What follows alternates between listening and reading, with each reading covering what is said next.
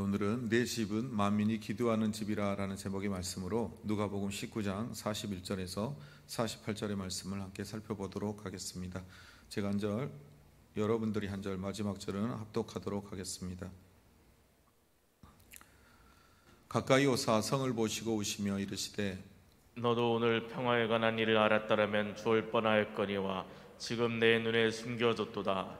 날이 이를지라 내 원수들이 토돈을 쌓고 너를 둘러 사면을 가두고 또 너와 및 그 가운데 있는 내 자식들을 땅에 메어치며 돌 하나도 돌 위에 남기지 아니하리니 이는 내가 보살핌 받는 나를 알지 못함을 인함이니라 하시니라. 성전에 들어가사 장사하는 자들을 내쫓으시며 그들에게 이르시되 기록된 바 내 집은 기도하는 집이라 되리라 하였거늘 너희는 강도의 소굴을 만들었도다 하시니라. 예수께서 날마다 성전에서 가르치시니 대제사장들과 서기관들과 백성의 지도자들이 그를 죽이려고 꾀하되 함께 읽겠습니다. 백성이 다 그에게 귀를 기울여 들으므로 어찌할 방도를 찾지 못하더라. 아멘. 예수님께서는 줄곧 예루살렘에 통하여 하나님이 계획하신 그 십자가의 길을 걸어오셨습니다. 그리고 이제 그 예루살렘 성에 오셨을 때 그가 행했던 모습을 보면 첫 번째 우셨다라고 되어 있습니다.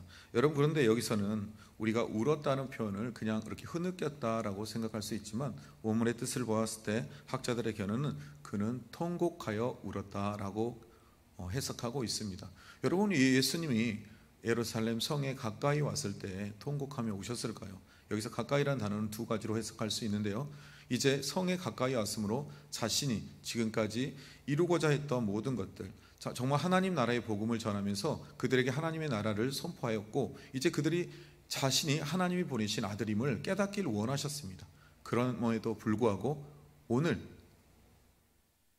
여전히 유대인의 지도자들은 그가 하나님의 아들임을 깨닫지 못하고 또 많은 유대인들조차도 깨닫지 못하는 것을 통하여 그의 마음속에 안타까운 마음이 들었을 것입니다. 그래서 그의 마음속에 통곡하는 마음으로 눈물을 흘리지 않을 수 없었습니다. 여러분, 또 가까이 왔다는 이 부분에서 또 한 가지로 해석하는 부분은 이제 이 뒷부분의 말씀의 배경을 보면 우리가 이해할 수 있듯이 이르시되 너도 오늘 평화에 관한 일을 알았더라면 좋을 뻔하였거니와 지금 내 눈에 숨겨졌도다. 그러니까 여기서 말한 첫 번째 평화란 부분은 예수 그리스도가 곧 평화이십니다. 여러분, 예수님이 예루살렘 성전에 임할 때도 평화를 외쳤습니다. 그리고 예수님이 십자가에 죽으시고 부활하신 이후에도 그의 제자들에게 나타나서 평안할지다 라고 말씀합니다. 여러분, 예수님이 이 땅에 오신 것은 평안을 주시기 위해 오셨습니다. 그 예수 그리스도를 만약 알았다면 그들이 좋을 뻔했지만 그들이 예수 그리스도를 알지 못하고 여전히 그들의 눈에 숨겨져 있었습니다. 누가요? 예수 그리스도가. 그가 어떠한 분인지를 알지 못한 그것으로 인하여 오늘 예수 그리스도가 울었음을 말씀합니다. 그리고 또 43절에 보면 날이 이를지라 라고 말씀하고 있는데요. 여러분, 어떤 날이 이를 거냐면 내 원수들이 토둔을 쌓고 너를 둘러 사면을 가두는 일이 있을 거라는 것이었습니다. 이것은 뭐냐면 언제 이루어졌냐면 AD 70년경 티투스 장군에 의하여서 바로 이 예루살렘 성이 포위당하게 됩니다. 그리고 그들은 토돈이라고 되었던 흙을 성까지 쌓아 올라가 침략하는 일들이 이뤄지게 됩니다. 그리고 그들이 이 예루살렘 성에서 행했던 만행이 어떤 것이냐, 너와 및 그 가운데 있는 내 자식들을 땅에 메어치며, 그 예루살렘에 있는 하나님의 백성들을 메어치는 사건이 일어나요. 그리고 돌 위에 돌 하나도 남기지 않는 일이 일어나요. 여러분, 이 예루살렘 성전을 지을 때 헤롯이 이스라엘 백성들에게 잘 보이기 위해서 또 뛰어난 건축술을 갖고 건축가였던 헤롯이 예루살렘 성을 아주 멋지게 지어주고자 합니다. 그때 유대인들이요, 우리도 그렇다면 성의 일부분을 짓게 해달라고 간곡해요. 그래서 그들에게 주어진 성의 서쪽 문이었던 지금의 통곡의 벽으로 기록되어 있는 바로 그곳에 그것만을 남긴 채 다 돌 위에 돌 하나도 무너지는 사건이 발생하게 돼요. 왜냐하면 헤롯이 지었던 성전을 정말 아름답게 지었어요. 그리고 그곳에 금으로 덧입혀 놨어요. 그래서 그것이 불탄 그 금들이 돌과 돌의 사이에 다 스며들게 돼요. 성전이 불질렀을 때. 그런데 유대인들이 만들었던 그 지금의 성전의 서쪽에 해당하는 바로 그 부분만은 살아남아 있었어요. 왜요? 그들이 성을 무너뜨릴 이유가 없었으니까요. 그러나 헤롯이 지었던 성벽들은 다 금이 스며들어서 그 금을 창취하기 위해서 로마의 군인들이 성을 다 돌 위에 돌 하나가 다 무너지듯 무너뜨려요. 그리고 그곳에서 이방인을 향한 제사들이 드려지는 안타까운 사건이 벌어지게 돼요. 여러분, 예수님은 이 모든 것을 알고 계셨습니다. 그래서 예수님은 이 예루살렘 성을 보며 통곡하지 않을 수 없었습니다. 여러분, 왜 예수님이 예루살렘을 향해 통곡할 수밖에 없을까요? 그것은 우리가 자신의 자녀됨이기 때문입니다. 여러분, 자녀들이 앞으로 있을 일에 대해서 그들이 아버지의 말을 듣지 않고 어머니의 말을 듣지 않고 어려움을 당할 때 부모의 마음이 어때요? 알지만 어쩔 수가 없어요. 아무리 말해주고 그들에게 권면해주고 가르쳐 주었지만 그들이 깨닫지 못해요. 그래서 그 어려움을 당할 때 부모는 어떻게 해요? 그것을 보고 눈물을 흘릴 수밖에 없어요. 오늘 예수님도, 하나님이신 예수님도 우리의 부모 되심으로 그의 자녀들이 당할 일들에 대해서 마음이 안타까웠어요. 여러분, 그래서 흐느껴 우는 것이 아니라 통곡하며, 예루살렘이 가까이 왔을 때 그 주변에 제자들과 수없이 많은 무리들이 있었는데 그 예루살렘을 보며 통곡하며 울으셨어요. 여러분, 제자들과 그 주변의 군중들은 당황했을 거예요. 왜 갑자기 예수님이 예루살렘에 와서 통곡하시지? 조금 전까지만 해도 우리가 예수님을 낙에 태우고 자신의 겉옷을 벗어놓고 호산네 다윗의 왕이라면서 종려나무 가지를 흔들어대며 축하했는데 그들은 이제 축제의 분위기로 예루살렘 성에 가까이 와 있었어요. 야, 이제 조금만 있으면 예수님이 이 나라의 왕으로 다윗과 같은 멋진 왕, 로마의 앞에서 우리를 구원해 줄 그 정치적 메시아로 등극할 거야. 이제 우리는 더 이상 힘들게 살 필요가 없어. 우리는 평화를 누리며 살 거야 라고 생각했어요. 그리고 그 제자들의 마음속에는 흑심을 품고 이제 내가 한자리 하겠군. 야, 내가 3년 동안 집 없이 내 가족 다 버리고 지금까지 이렇게 왔는데 이제 너희들이 나를 봐라. 내가 어떤 사람이 될지. 이런 흑심의 마음을 품고 예루살렘 성에 가까이 왔었어요. 그들의 분위기는 축제의 분위기였어요. 그런데 갑자기 예수님께서 통곡하시며 우는 거예요. 여러분, 흐느껴 우는 게 아니에요. 통곡하며 정말 땅을 치며 우셨을 거예요. 그들은 굉장히 당황했어요. 도대체 이게 무슨 일인가? 왜 예수님이 갑자기 통곡하시지? 이제 왕으로 등극하시면 되는데? 그런데 그 예수님께서 말하시는 거예요. 평화에 가는 일을 너희가 알았다면 좋았을 뻔. 지금 내 눈에 숨겨져 있도다. 하나님 나라의 복음을 지금껏 선포하며 이루실 그 은혜를 너희가 알지 못하고 너희의 눈에 감춰져 있는 것에 통해서 통곡하셨다라고 말해요. 그리고 날이 이를지니, 그들이 도대체 무슨 날? 이제 자기들이 기다린 날에는 이제 예수님의 왕의 등극을 인하여 정말 이 이스라엘이 온 땅을 다 지배할 그 날만을 기대하고 있는데 원수들이 토둔을 쌓고 너희를 둘러 사면을 쌓고 너와 너희 가운데 있는 내 자식을 땅에 외어치는 일이 있을 거라는 말을 들을 때 굉장히 혼란스럽고 당황했을 거예요. 그리고 돌 위에 돌 하나도 남기지 않는 그런 역사가 저 예루살렘을 향해서 있을 거라고 봤을 때 그들은 얼마나 황당하고 두려웠겠어요. 그래서 이는 내가 보살핌을 받는 날을 알지 못함을 인함이라. 결론은 하나님의 보호하심 안에 예수님께서 말하시죠. 내가 닭이 그들의 병아리를 그 품 안에 품은 것처럼 내가 너희를 몇 번이나 품으려고 했느냐라고 이미 경고하셨어요. 그렇게 품으려고 했지만 너희가 나를 믿지 않고 나를 받아들이지 않음을 통해서 이제 그 심판이 너희 가운데 임하게 되었음을 말씀하며 예수님의 통곡에 눈물이 흘리는 시간을 경험하게 됩니다. 그리고 예수님이 이제 그 성전에 들어가시는 사건을 보게 돼요. 여러분, 그 부분을 이해하지 못했어요, 여전히. 그리고 이제 들어갔으니 뭔가 이루어질 거라 기대했지만 예수님은 전혀 다른 행보를 그들의 눈앞에 보여주십니다.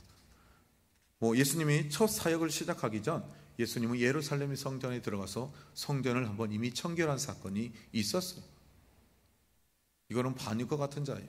하나님의 성전에서 다 뒤집어 엎고 난리를 치는 것은 정말 그는 죽일 만한 죄를 지은 자였어요. 그런데 오늘 예수님이 다시 그 성전에 이르렀을 때 이제 십자가의 길을 얼마 두지 않고 십자가의 고난을 앞에 두고 예수님이 행하셨던 것은 뭐냐? 첫 사역을 시작함에 있어서 했던 그 사역을 다시 시작했다라는 거예요. 왜요? 여전히 성전이 청결되지 않았기 때문에. 여전히 하나님의 성전이 거룩해야 될 그곳이 거룩함을 잃어버린 채 그대로 있었기 때문이에요. 3년이라는 시간 동안 예수님이 그토록 하나님 나라의 복음을 전하면서 독사의 자식들아 회개하라고 선포했지만 여전히 하나님의 성전은 그와 같은 기능을 하지 못하고 있었어요. 그래서 그들에게 이르되 기록된 바 내 집은 뭐라고요? 만민이 기도할 집이라. 여러분, 하나님을 기도한다는 것은 여기서 하나님과의 소통이 일어나는 거예요. 우리가 잘 알고 있듯이 기도는 대화잖아요. 하나님과의 대화가 있어야 될 것, 하나님의 말씀이 들려져야 하는 곳, 하나님의 말씀을 통해서 변화되어야 되는 곳이 바로 이 성전인데, 그 성전에서 그들은 강도의 소굴을 만들었다라고 하고 있어요. 유대인들이 아까 지었던 그 예루살렘 성전의 서쪽 벽, 여러분, 그 서쪽 벽의 입구에 보면 무엇이 있었냐면 바로 이 장사하는 사람들이 있었어요. 그런데 이 장사하는 사람들이 왜 있었냐? 출애굽기도 말씀해 보면 이들이 제사를 지내러 왔을 때 먼 거리에서 오는 자들은 하나님께 예배할 예물을 그 앞에서 사게끔 돼 있었어요. 그래서 그곳에서 하나님께 드려질 1년 된 흠 없는 어린 양을 사가지고 또 비둘기를 가지고 하나님께 제사장에 바쳐야 됐어요. 그런데 이 당시에요, 제사장들이 어떻게 했냐? 장사꾼들과 결탁하여서 그 예물을 가지고 오면 아니야, 이건 흠이 없어, 이건 하나님께 드릴 수가 없어. 그러면 이들이 어떻게 해요? 그걸 가져다가 시장에 팔았어요. 그리고 시장에 팔면 그 장사꾼들이 그걸 다시 사와요. 그래서 흠 없는 제물로 바꿔서 또 팔아요. 그래서 많은 사람들이 어떻게 생각하냐면 어차피 가지고 가도 안 되는 거, 어차피 가지고 가도 되지 않는 이것을 포기하고 그냥 성전 앞에 사고자 했어요. 그런데 성전 앞에 사면 어떤 일이 벌어져요? 값이 너무 비싸요. 수십 회의 폭리를 취하니까 감당이 안 돼요. 그럼에도 어떻게 해요? 하나님께 제사를 드려야 되기 때문에 어마어마하게 많은 재산을, 돈을 들여서 그것을 하나님께 제사의 제물로 올려드렸어요. 또 그리고 이 성전 문 앞에 있던 사람들이 또 어떤 행위를 했냐면 성전 안에서는 로마의 돈이 들여질 수가 없었어요. 로마의 집권자의 얼굴이 새겨져 있었으니까요. 그래서 이스라엘에 썼던 돈으로 바꿔 드리는 일들이 벌어졌어요. 그런데 이 일들이 성전 문 앞에, 그 서쪽 문 앞에 있었던 일들이 이방인의 뜰이라고 하는, 성전 안에 성전을 두르고 있는 이방인의 뜰까지 올라왔어요. 그래서 오늘 예수님은 그곳에 가서 모든 상을 뒤집어 엎으셨던 거예요. 다른 복음성에 보면 그것들을 엎고 내쫓고 하는, 그가 채찍을 만들어 그들을 채찍질하며 내쫓으셨어요. 왜요? 그곳은 하나님을 예배하는 곳, 하나님의 성전이었기 때문이에요. 여러분, 우리는 여기서 한 가지 또 살펴볼 것은 이 말씀은 이 시대를 향한, 또 교회를 향한 말씀이기도 해요. 전에 목사님께서 이 말씀을 전할 때 들었던 기억이 나요.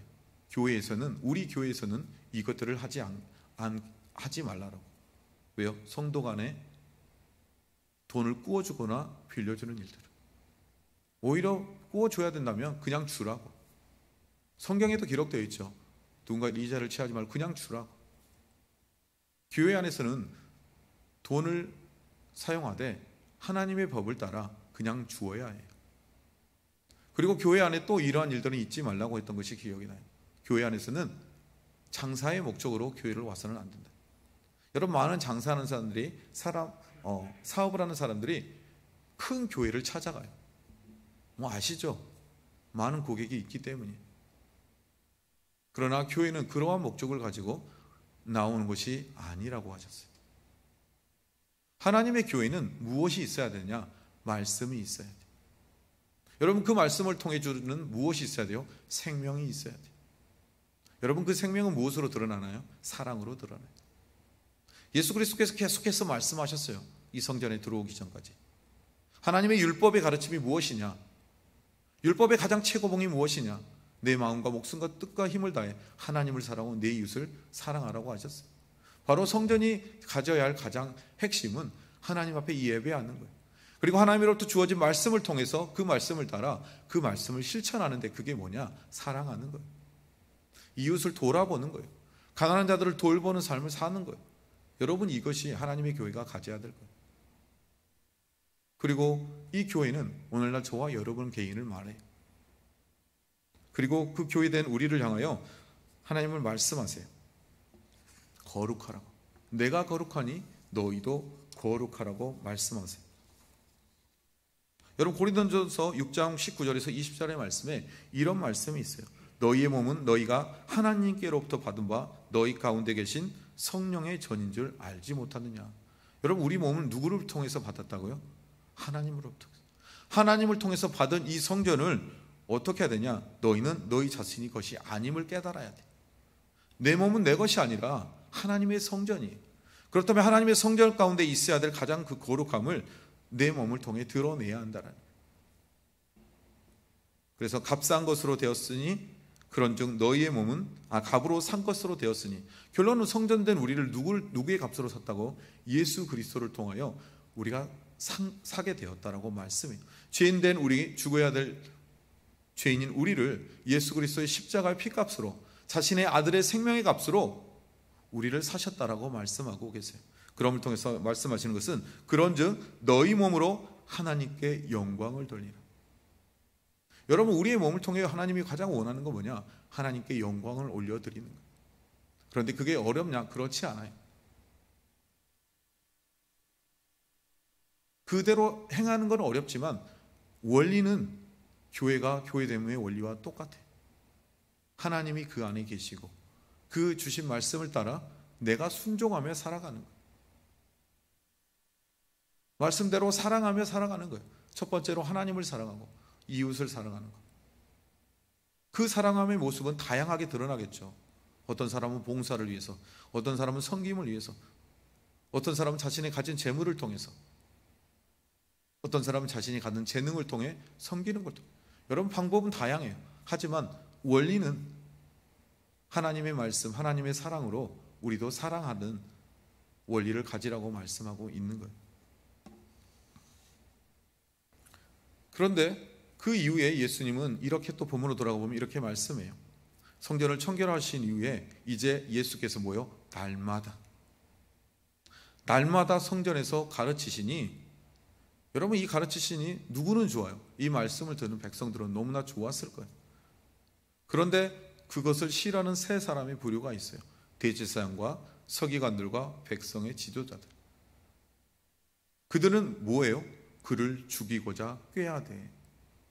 이 성전의 자신들이 주인이에요. 지금 하나님의 주인이 아닌 자신들이 주인이 되어서 유대에서 가장 기득권으로서 이 성전을 가지고 영과 같은 대접을 받고 있던 이들 가운데 이제 그 성전을 더럽혔다, 강도의 소굴로 만들었다 책망하시고 그것을 다 엎어버리고 자신들의 돈줄이었던 돈줄을 다 끊어버리신 예수님이 얼마나 얄밉고 미웠겠어요. 그리고 그곳에서 하나님의 말씀을 가르침을 통해 많은 사람들이 누구를 따라요? 예수님만 바라보고 있어요. 그전에는 자기들만 바라봤어요. 제사 하나 지내면서도 굽신굽신 하나님의 말씀을 듣고 가르침을 받으면서도 그들 앞에 굽신굽신 했어야 돼요. 그런데 그 모든 것을 예수 그리스도라는 한 청년이 다 빼앗아가 버렸어요. 그랬으니 그들이 얼마나 수치와 모욕감을 가졌겠어요. 자신이 가지고 모든 걸 다 빼앗아간 그를 볼 때 죽이고 싶은 마음이 들었겠어요. 그래서 그들은 예수 그리스도를 죽이고자 해요. 그런데 그들이 그 일을 행할 수 없었던 것은 48절에 보니 이렇게 기록되어 있죠. 백성이 다 그에게 귀를 기울이며 들으며 어찌할 방도를 찾지 못했다. 유대의 지도자들은 자신의 배를 위해서, 배불리 위해서 행하는 것들만 보았는데 이제 하나님의 기적과 이적, 죽은 자를 살리시고 눈먼 자를 보게 하시고 병든 자를 낫게 하시는 그런데 그 가난한 자들을 사랑하시고 그들의 친구라 말씀하시는, 그들의 의사라 말씀하시는, 여러분, 그분의 말씀이 너무나 달콤하고 아름다운 거예요. 하나님의 말씀이 그들 안에 들어올 때 누가 그 안에서 역사하세요? 성령이 역사하시니 그 안에 말씀이 생명력으로 살아나는 거예요.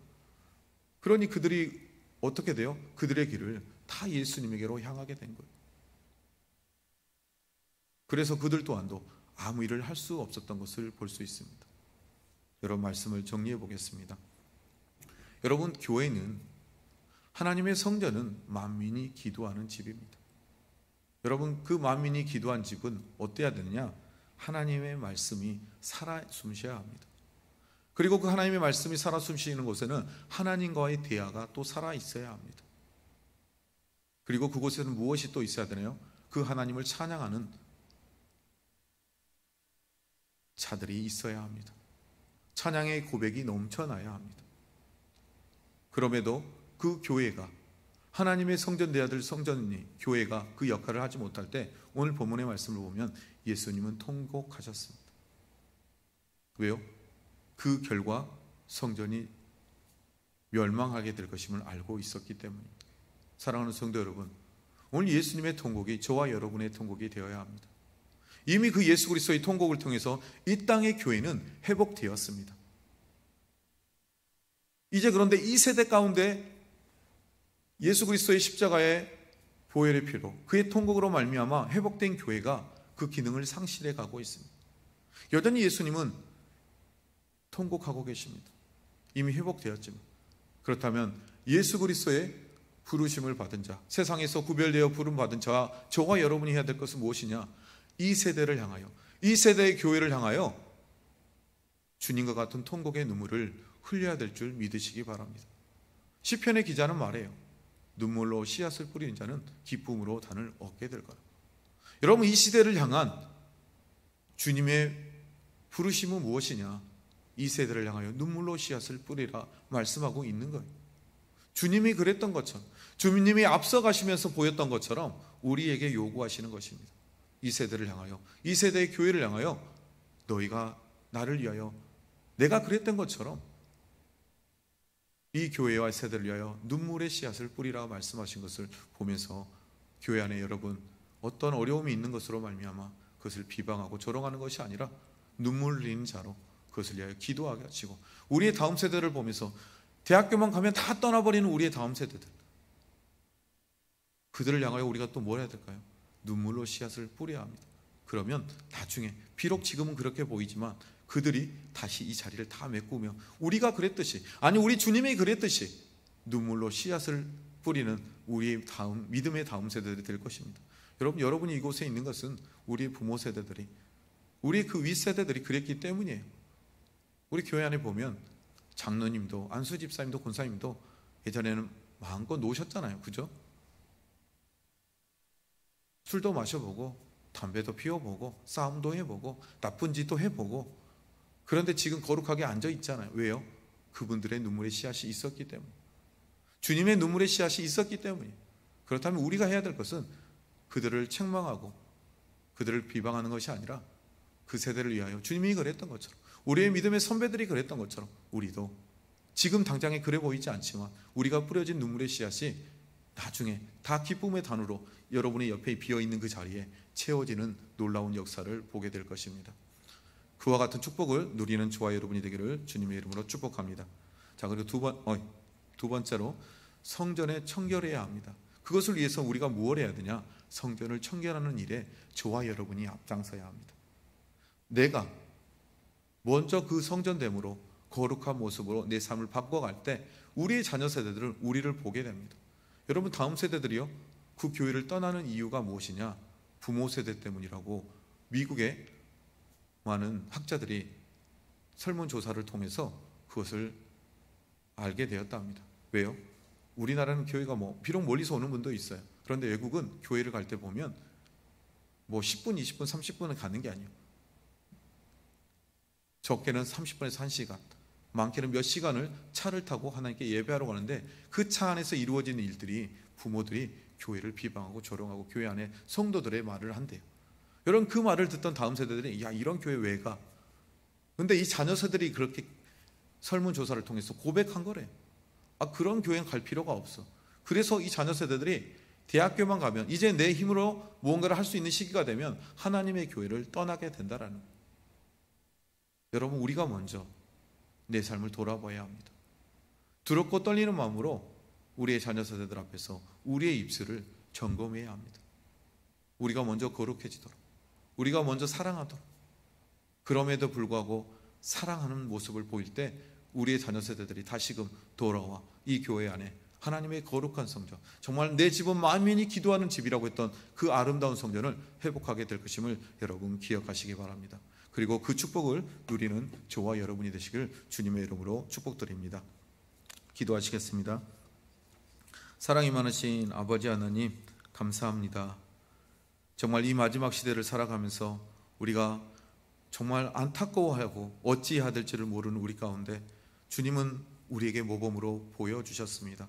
주님이 먼저 앞서가신 그 모습으로 눈물로 통곡하며 씨앗을 뿌렸던 그 열매, 십자가의 보혈의 피의 능력의 열매가 온 열방에 뿌려짐을 통하여 그 구원의 복음의 능력이 증거되고 열방이 다시금 살아난 것처럼 하나님, 우리 또한도 주님과 같이 눈물로 씨앗을 뿌리며 다음 세대를 준비하는 세대가 될 수 있도록 도와주시옵소서. 이것을 위해 우리가 또 해야 될 것은 먼저 내 자신의 삶을 돌아보게 하시고, 내가 하나님이 기뻐하는 거룩함을 상실한 부분이 있다면 내 삶 속에 잃어버린 그 거룩을 회복할 수 있도록 주님 도와주시고, 하나님의 말씀, 하나님의 기도와 찬양이 우리 안에 먼저 울려 퍼지며 하나님을 마음껏 찬양하며 영광을 올려드리는 부모 세대가 될 수 있도록 주님 도와주시옵소서. 그래서 정말 우리의 이 간절한 기도와 우리의 삶을 통한 회복을 통하여 하나님의 교회가 세워지고 다음 세대가 세워져가는 놀라운 역사를 보게 허락하여 주시옵소서. 모든 것 감사하며 예수님의 이름으로 기도드렸습니다. 아멘.